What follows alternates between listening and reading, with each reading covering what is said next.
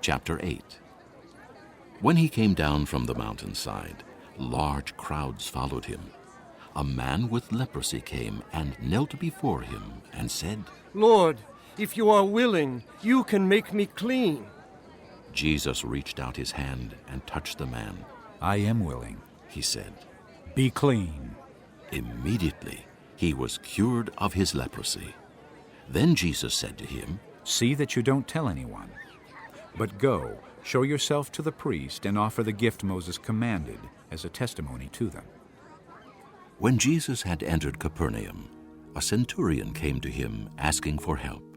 "Lord," he said, "my servant lies at home paralyzed and in terrible suffering." Jesus said to him, "I will go and heal him." The centurion replied, "Lord, I do not deserve to have you come under my roof, but just say the word and my servant will be healed. For I myself am a man under authority with soldiers under me. I tell this one, 'Go,' and he goes, and that one, 'Come,' and he comes.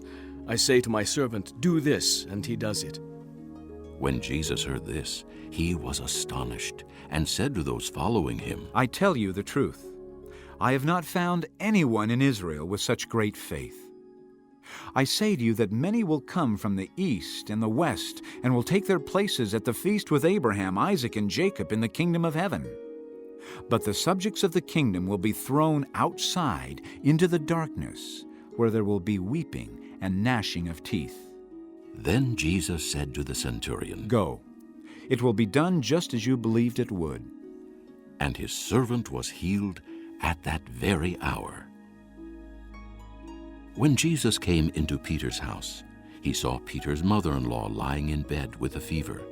He touched her hand, and the fever left her, and she got up and began to wait on him.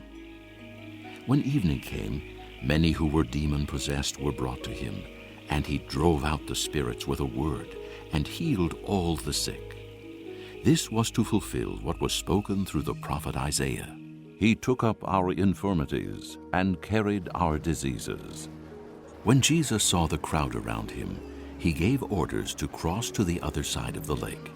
Then a teacher of the law came to him and said, "Teacher, I will follow you wherever you go."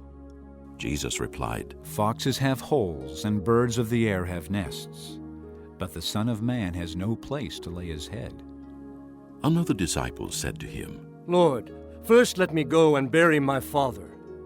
But Jesus told him, "Follow me, and let the dead bury their own dead." Then he got into the boat, and his disciples followed him. Without warning, a furious storm came up on the lake, so that the waves swept over the boat. But Jesus was sleeping. The disciples went and woke him, saying, "Lord, save us! We're going to drown!" He replied, "You of little faith, why are you so afraid?" Then he got up and rebuked the winds and the waves, and it was completely calm. The men were amazed and asked, "What kind of man is this? Even the winds and the waves obey him."